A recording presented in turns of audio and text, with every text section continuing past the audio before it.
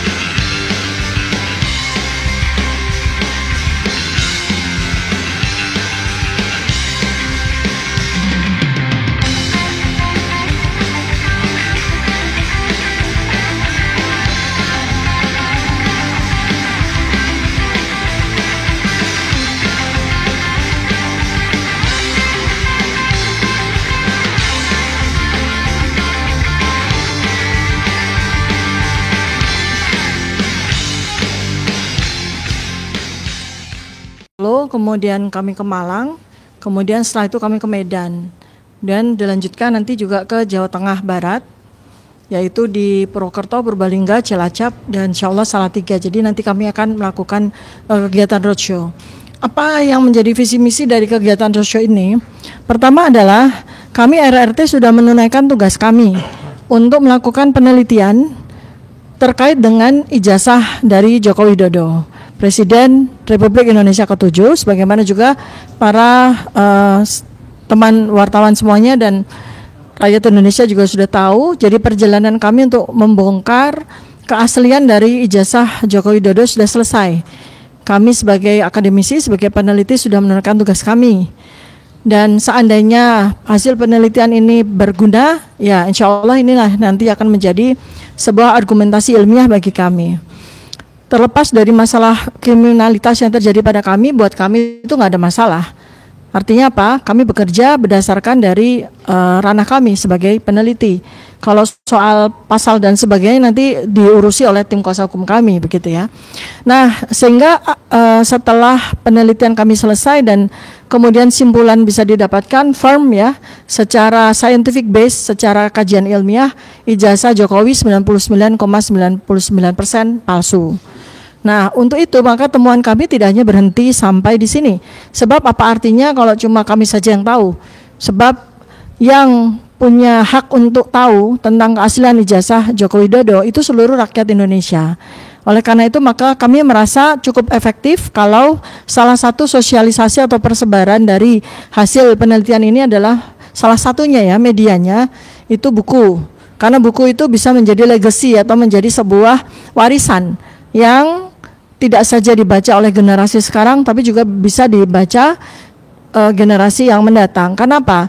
Kami tidak ingin nanti, kalau seandainya persoalan ijazah, dugaan ijazah palsunya Jokowi ini tidak kita buka, dan kemudian tidak ada basis fakta ilmiahnya, maka kami takut nanti, anak cucu kita nanti akan punya presiden ke-20 atau ke-23, nanti pakai ijazah palsu lagi. Sehingga berhenti sampai di sini. Ini saja ketika kemudian kami buka, ya. Baik, jadi bukunya ini warga Solo, warga Indonesia semuanya, ini bukunya Jokowi's White Paper, ya.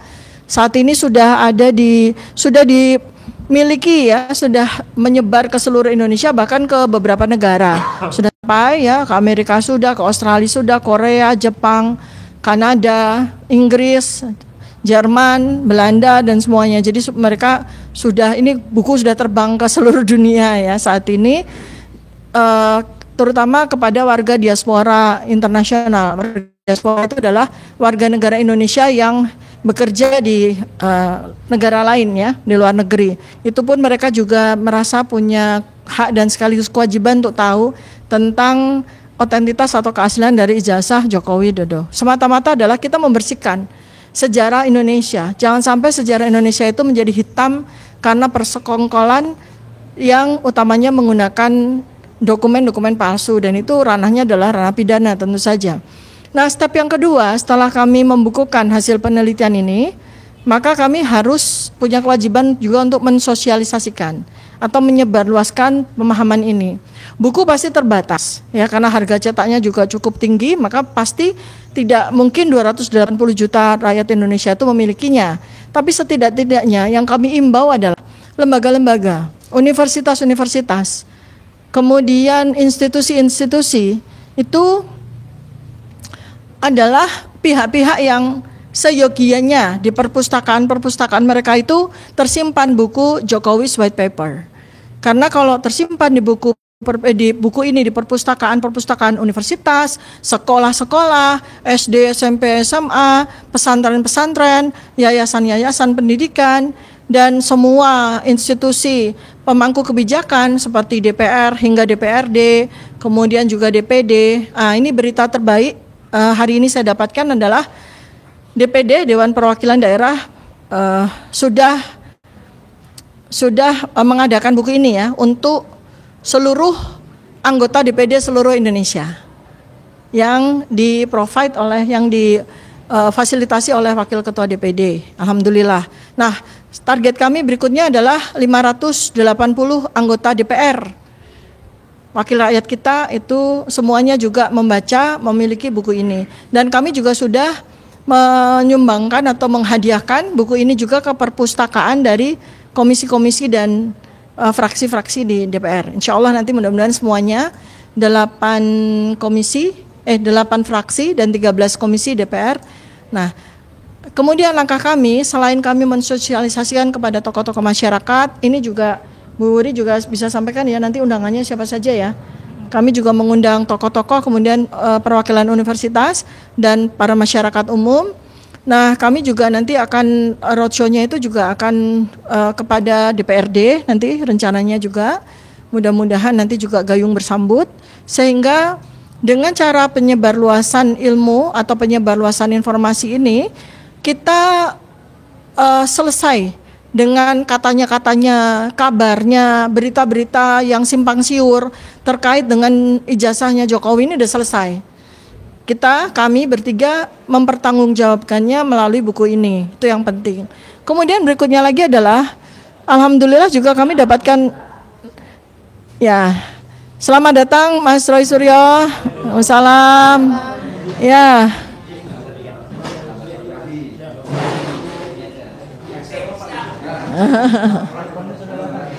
Lakonnya udah. Monggo Mas, sini Mas. Nanti nyambung ya. Ya. Pak Roy sehat selalu. Siap. Ya. Ya. Siap. Jadi izin lanjut ya Mas Roy ya. Jadi nanti kami punya berita bagus dua hal. Yang pertama adalah buku Jokowi's White Paper sudah di tangan dari anggota DPD. Alhamdulillah nanti berlanjut kepada anggota DPR insya Allah. Kemudian juga berita bagus yang berikutnya yang kemarin diterima oleh tim kuasa hukum kami beserta Pak Roy Suryo sendiri, yaitu salinan fotokopi ijazah dari Joko Widodo yang ada di KPU pusat ya. Jadi nanti akan disampaikan. Nah, lanjut dari yang saya sampaikan adalah berikutnya, ini kami harus mention bahwa sebagai akademisi, sebagai peneliti, kami tidak berhenti hanya di ijazah Joko Widodo ya, Bapak dan Ibu semuanya. Jadi ini kedatangan kami ke Solo ini, selain kami mensosialisasikan dalam bentuk diskusi ilmiah buku Jokowi's White Paper dan sekaligus bedah buku, kami juga melakukan studi observasi. Kami bertemu dengan narasumber-narasumber, yaitu saksi-saksi, eyewitness ya, adalah masyarakat Solo. Sebagai data primer kami menuju kepada penelitian kami yaitu jejak masa lalu Joko Widodo. Dan kami juga heran ya bahwa ternyata warga Solo sendiri juga tidak terlalu banyak tahu ya terkait dengan jejak masa lalu Joko Widodo ini. dan itu menjadi perlengkapan dari buku kami yang kedua. Lalu berlanjut, buku kami yang ketiga adalah tentang riwayat pendidikan dari Gibran Rakabuming. Karena ini juga persoalannya berat sekali bagi bangsa ini ya, kalau kita tidak segera membongkar secara scientific base. Jadi Bapak dan Ibu sekalian, para rekan media serta seluruh rakyat Indonesia, apa yang kami upayakan ini sama sekali bukan untuk mencari spotlight, untuk mencari sensasi ya, seperti yang disampaikan oleh para termul atau memfitnah, mencemarkan. Justru kami ingin bersama-sama dengan para awak media semuanya, kita mencerdaskan seluruh rakyat Indonesia.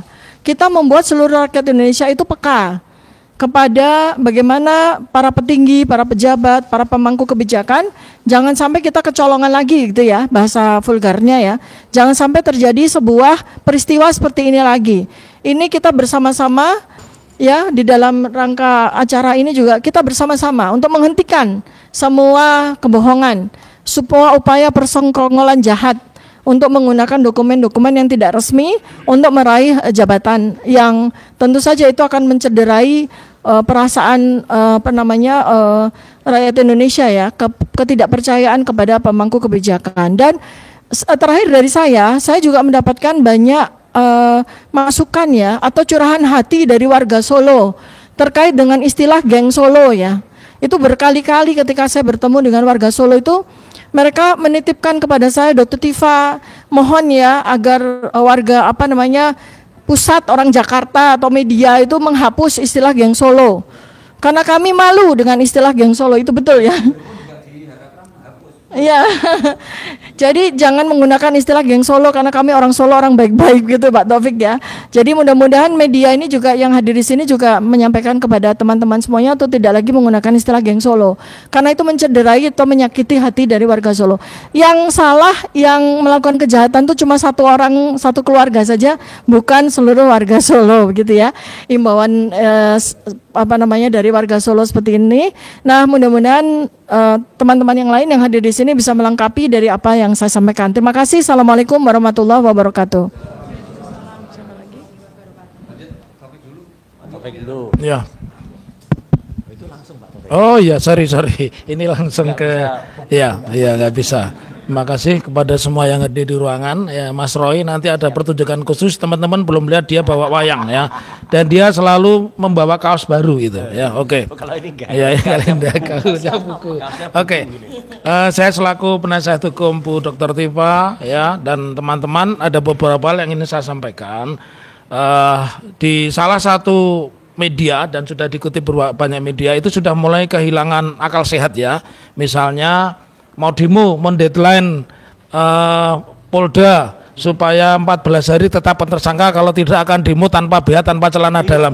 Ini kan bukan logika hukum, dan ini mohon maaf ya, ini sudah komunis pun kayaknya juga bukan ya ini ya. Ini pokoknya orang yang sudah kehilangan akal sehat. Kalau pesan saya sebagai penasihat hukum itu tolong tokoh-tokoh itu diperiksa dulu, digrogol ya di rumah sakit jiwa, karena tidak ada perspektif apapun yang bicara tentang hukum. Nah, kembali kepada persoalan awal bahwa kenapa kepolisian itu begitu lama, karena dari semula polisi itu meyakini dan akan membuat skenario kedua itu sebagaimana yang menimpa Gus Nur dan Bambang Tri, tetapi nampaknya itu tidak bisa karena pertama yang dilawan ini sosok yang pendidikannya jelas, semuanya bergelar doktor ya, dan menguasai media secara penuh serta ada bukti-bukti akademisnya ya. Jadi bukti akademis bukan hanya buku-buku, ini kumpulan dari penelitian mereka, tetapi mereka sudah ketemu kepada sumber-sumber primer yang memang tidak pernah mengkonfirmasi tentang keberadaan ijazah. Dan yang terbaru cerita yang menurut saya unik itu perlu dipertanyakan dari pembela Jokowi itu mengatakan bahwa mereka memiliki bukti bahwa belajarnya di Singapura SMA-nya, tapi kuliahnya di Australia dan dosennya terbang. Nah, kalau dosen terbang di Solo ini banyak, masjid-masjid itu latihan terbangan itu.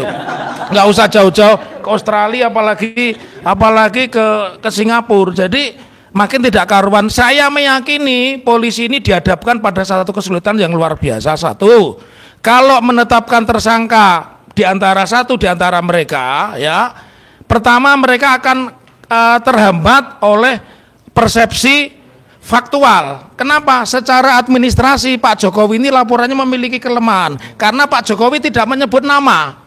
Jadi datang ke Polda itu hanya menyebut saya merasa tersakiti, terhina sehina-hinanya, ya. Nah, padahal mereka juga merasa terlapor selapor-lapornya begitu. Karena secara akademis, secara KUHAP, bahan peraturan polisi, yang namanya pengaduan itu menyebut nama yang jelas. Karena hanya bisa dihukum kalau yang namanya penghinaan itu langsung menyebut dan sudah saling mengerti. Jadi Mas Roy menyebut saya apa, itu masuk delik penghinaan, tinggal medianya apa. Nah ini ketika menyebut saya pokoknya pada tanggal itu merasa terhina sehina-hinanya, silakan polisi yang mencari. Jadi nampaknya polisi kesulitan di doktrin ini untuk membuktikan bagaimana mencari kesalahan kalau yang dilaporkan tidak jelas. Itu yang pertama. Kemudian yang kedua, ini kalau boleh saya sebut buat Mas Roy, Mbak Tifa dan Bang Rismon, ada blessing in disguise. Apa blessing in disguise? Itu ada seorang Sylvester Matutina yang tidak kunjung dieksekusi. Pusing juga bagaimana mau menetapkan tersangka, menahan mereka sementara 6 tahun jalan-jalan tanpa, padahal sudah dibantu panser loh itu. Kalau Anda ke Kejaksaan Agung hari ini itu ada 2 panser ANOA, tapi tak kunjung bisa mengeksekusi. Jadi kami sebagai tim penasihat hukum bukan hanya siap, kami sangat siap sesiap-siapnya. Ya, barangkali ini biar Mas Roy yang menerangkan seterang-terangnya, ya, dan dia juga membawa wayang sewayang-wayangnya. Baik. Baik, Assalamualaikum warahmatullahi wabarakatuh. Sugeng siang warga semuanya, utamanya warga Solo. Alhamdulillah ya, saya bisa sowan ke Solo, saya bisa datang ke Solo baru saja. Dan insya Allah kita akan memberikan pencerahan dan kita akan memberikan oleh-oleh, kita akan memberikan cerita yang manis ya untuk warga Solo dan sekitarnya. Termasuk tadi yang disampaikan Dr. Tifa itu betul sekali. Jadi mari kita angkat kembali ya, mari kita murnikan karena yang bisa memurnikan kembali memang hanya warga Solo. Jadi saya ingin mengajak, ayo kalau kita tidak ingin disebut bagian dari yang tadi disebut geng Solo ya, kita bersihkan kota Solo, Surakarta, Hadiningrat ini dari orang-orang yang memang merusak sebersih-bersihnya. Nah gitu. Jadi ada 2 hal yang ingin saya sampaikan. Yang pertama tadi yang sudah di-spill oleh Dr. Tifa. Alhamdulillah betul sekali tadi yang disampaikan. Kemarin siang sebelum, kalau mungkin teman-teman melihat saya teriak-teriak di atas Mokom ya, di atas mobil komando ya, di depan KPK. Saya paginya ke KPU, Komisi Pemilihan Umum. Dan insya Allah itu juga pesan yang sangat bagus untuk KPUD di Surakarta agar mencontoh yang sudah dilakukan oleh KPU Pusat. Akhirnya kami tim mendapat salinan ijazah yang digunakan oleh Joko Widodo ketika mendaftar untuk menjadi calon presiden di tahun 2019 dan 2014. Sementara yang kami dapat baru yang 2019. Ya gitu, jadi baru 1. Kami masih menagih lagi untuk 2014. Apa pentingnya? Karena tidak mungkin sebuah salinan ijazah yang dilegislasi sekali itu digunakan beberapa kali, nggak boleh. Jadi kalau digunakan itu ada batasnya. Jadi artinya kalau itu dilegalisasi ya, itu ya hanya digunakan pada saat itu. Makanya kami akan cek, benarkah dekan Fakultas Kehutanan yang melegalisasi pada tahun 2014 itu adalah orang yang ada pada saat itu, dekan yang bersangkutan. Karena yang 2019 sudah benar, itu yang kita lihat, namanya Pak Dr. Budiadi ya, bukan Budiari tapi Budiadi nih ya, gitu ya. Tapi kita masih menunggu yang 2014 yang kayak apa. Ini penting dan ini sekaligus alhamdulillah Dr. Tifa dan juga teman-teman semua, terima kasih matur nuwun atas semua doa dan supportnya. Ini menunjukkan bahwa apa yang kami lakukan, apa yang kami teliti dalam buku ini itu tidak salah. Karena yang kami teliti bahannya sama.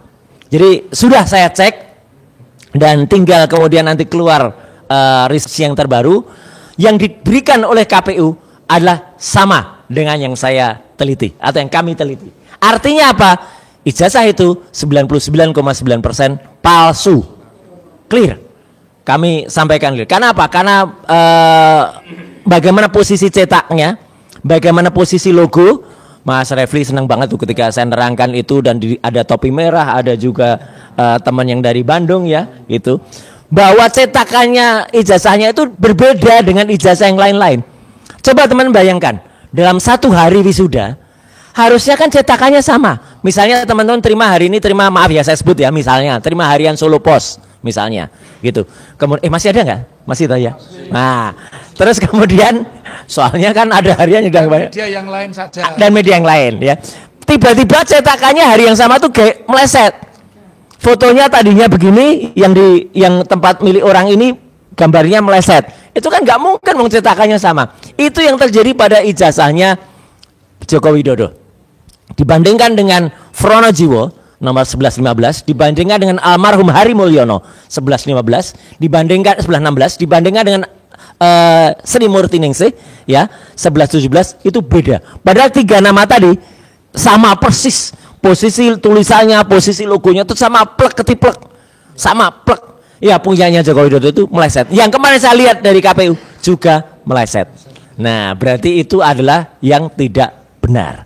Ya kami masih nunggu, dan insya Allah nanti akan dikejar oleh Pak Dr. Taufik yang ada di KPU di Solo. Ya contohlah yang ada di KPU Jakarta, supaya tidak terkena pasal dalam undang-undang kearsipan.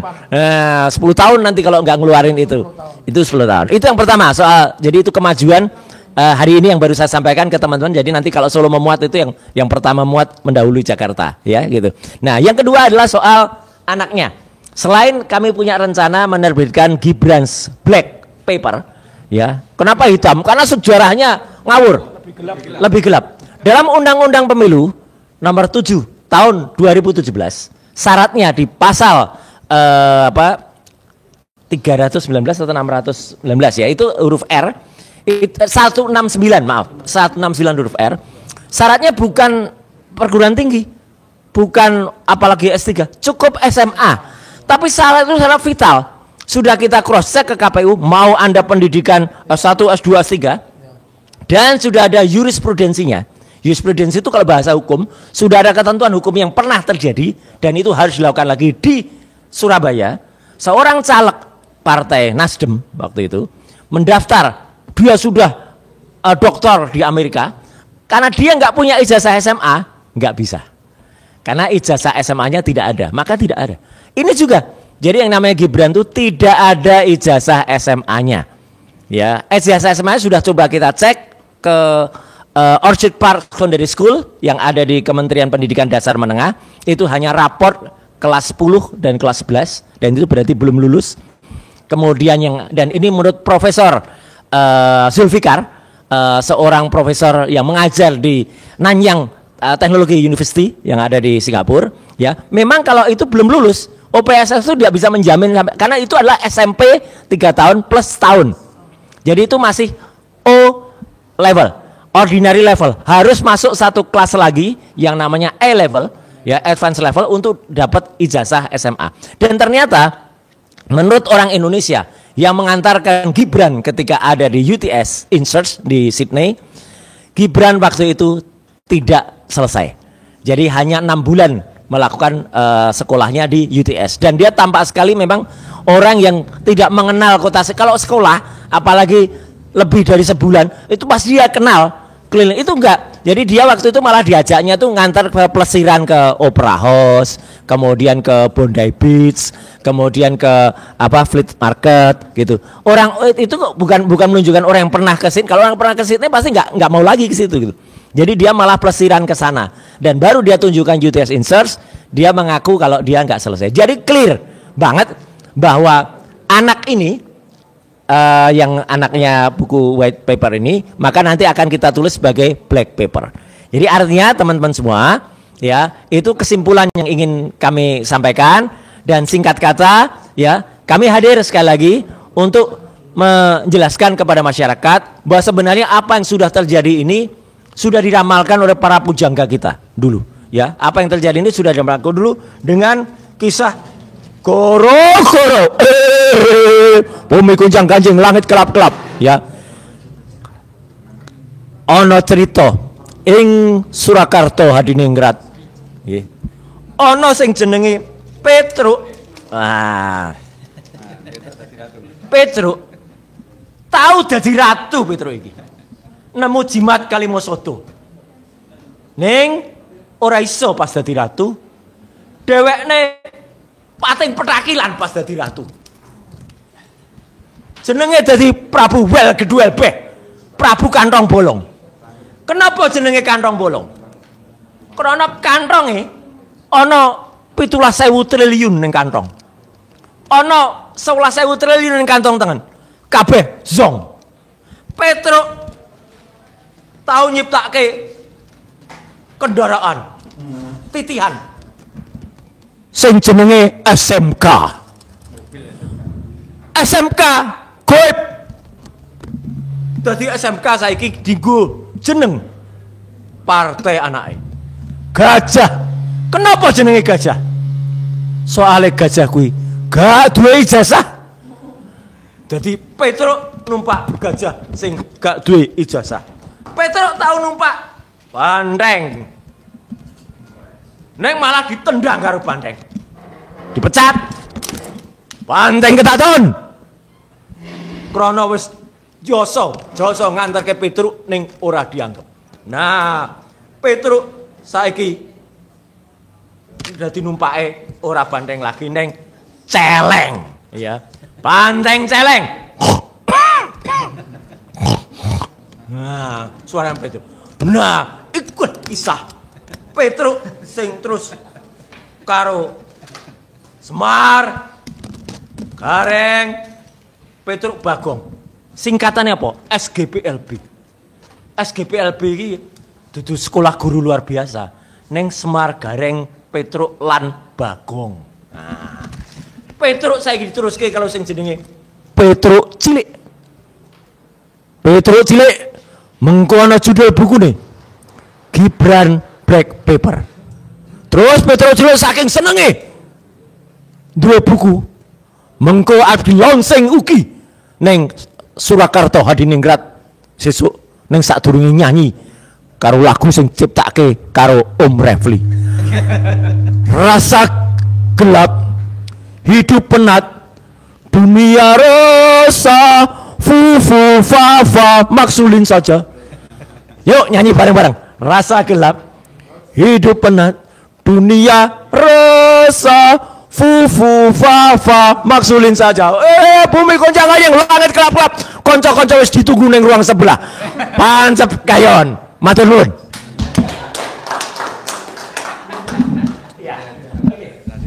Ya, ditutup aja ya. Saya nggak usah komentar kan. Dokter Tifa sudah langsung ke sana aja ya. Kecuali nanti kalau mau ditanya di sana aja. Ya, oke. Yuk. Ya, terima kasih kepada semua wartawan. Semoga nanti bisa mengikuti saya sebagai penanggung jawab acara pada siang hari ini. Moga-moga bisa berjalan lancar.